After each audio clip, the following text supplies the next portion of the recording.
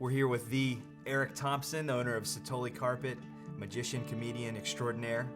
And we're going to just talk missions for a few minutes. Great.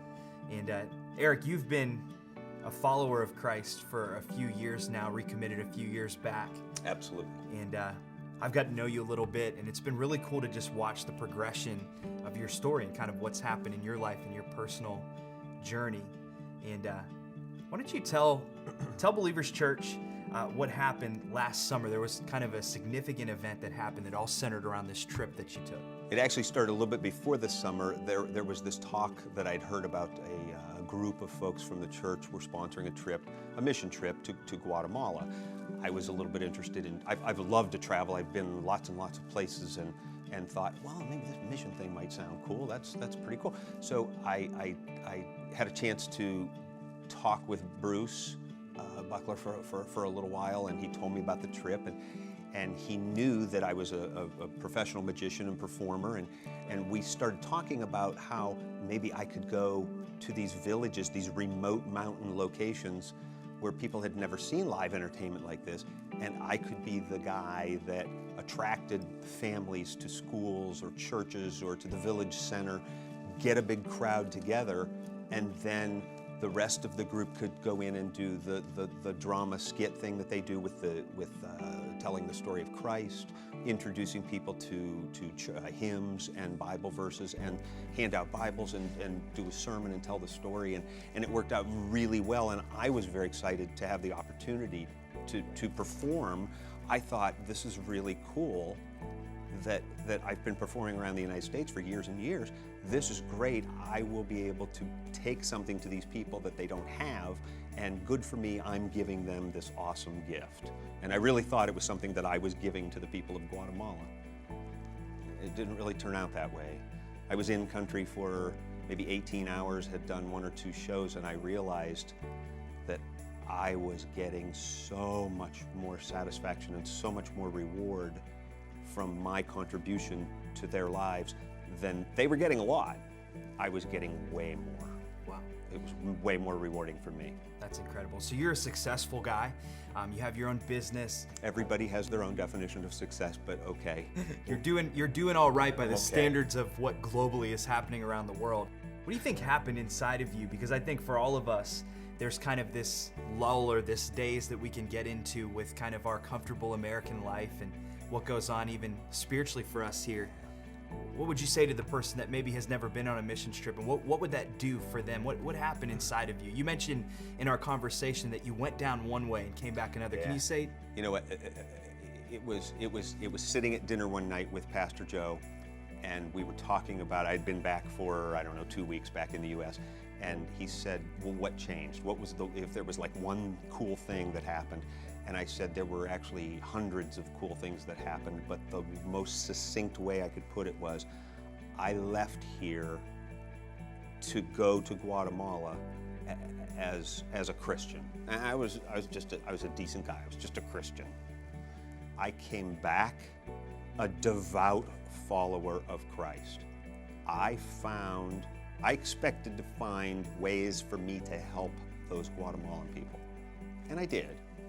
But what I really unearthed was something inside of me that was bigger than all of us.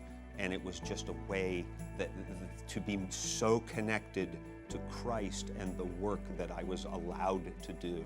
It was just awesome. That's amazing. It was went down a Christian, came back a devout follower of Christ. And turns out there's a difference. There's a difference. Yeah. That's incredible. You know, Romans 10:15 talks about how can we preach if we're not first sent, and how beautiful are the feet of those who bring the good news. Can you just finish out by just speaking to that? What do you think that means? What are the implications for us as the people that are the church here, maybe in America, and what can we do to do our part? There's a couple schools of thought on that. There are 2 types of people that the Bible calls for. The Bible calls for senders and goers. And not everybody can go. And that's okay. And not everybody has the means to send someone. And that's okay. But if I have 100 people in the room and everybody wants to be a goer, and there are no senders, then how do I get the goers to be sent? Make sense? Absolutely. So I need some of the people to, hey, here's $100 toward your travel expenses. Or, hey, I need $100 for my travel expenses. So if I can hook those two people up, a goer and a sender, kind of a sponsor and a doer, then that's how you get there. I hear people, there really isn't a whole lot in the Bible where Jesus said, go do mission work, go on now. But he did say, go into all the world, go into all the nations and tell everybody about me. People are waiting, sometimes people tell me they're waiting for that call. They want that big call from Jesus. They want to hear the voice, because some people talk about, some missionaries will tell you they had the call. I heard the call. I heard God talk to me. God didn't call me and say, hey, Eric, you should go to Guatemala. Bruce called me in the lobby at Believers Church and said, you want to go? This is going to be fun. You want to go? So when people sit around and wait for the call and then they don't hear it, then they don't feel compelled to go. So when they tell me that, I tell them, you know, in the Bible it says you should go help. I think you should plan on going until you get a call from Jesus that tells you to stay at home and mind your own business. Yeah, that's good. Because that's the difference. We're told in the Bible, go help. So go help. Yeah. So in other words, go is the given. Go. Yeah. Eric, I'd imagine there's just countless stories of this trip, this journey that you took to Zacapa. But was there one story that kind of stood out as something that really changed your perspective from that point on? Absolutely. One night, it was a late afternoon in a mountain village near Zacapa in Guatemala. With the trucks pulled into town, and there were a dozen little boys, 10, 12, 14 years old, and they were playing a game. And all of the missionaries got out, and we had food, and they took it into the local hut, and they were going to prepare a meal for us. And these boys were playing, and I walked over because I would rather play than cook. So I walked over and I started playing with these boys. I speak no Spanish, they speak no English. They were playing marbles. There were a dozen boys, they had 5 marbles between them.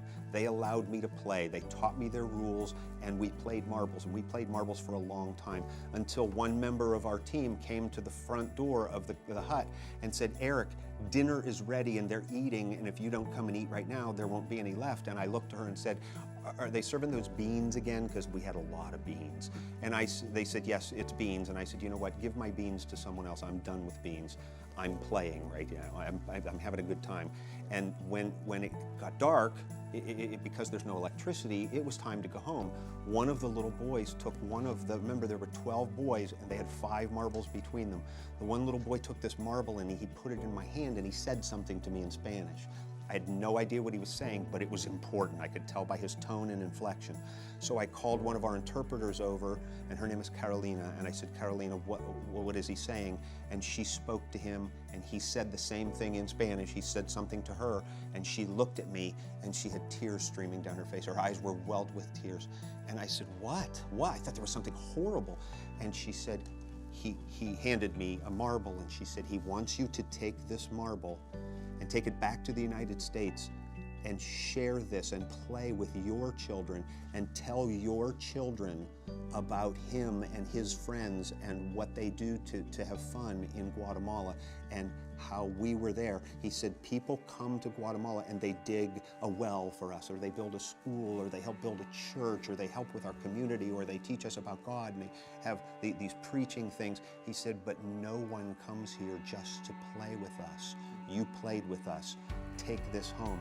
And I thought, how do I take home what amounts to 20% of their toys? But how do I say no to that? So this is the marble that little boy gave me. And when I got home, I bought 11 pounds of marbles and sent them back down there. So now every kid in that village has a fistful of marbles, and I have the marble that is the lesson. And that's what I learned the most while I was there. Wow. Well, hey, Eric, thank you so much for coming. Before you go, would it be okay if we could see just one quick magic trick? I get this question all the time. I'm ready. Are you sure that's what you want? I'm sure, and I think I speak for everyone when I say let's do it. Perfect. Here we go. Watch close. I'll only do it once. Watch. Well, Eric Thompson, now you see him, now you don't. Hey guys, it's Eric. Thank you so much for taking the time to watch my video. My team is constantly adding new original content to this video channel, so you don't miss any of the amazing magic tricks and the hilarious comedy clips. Please subscribe to the Comedy and Magic of Eric Thompson YouTube channel or visit ericthompsonmagic.com.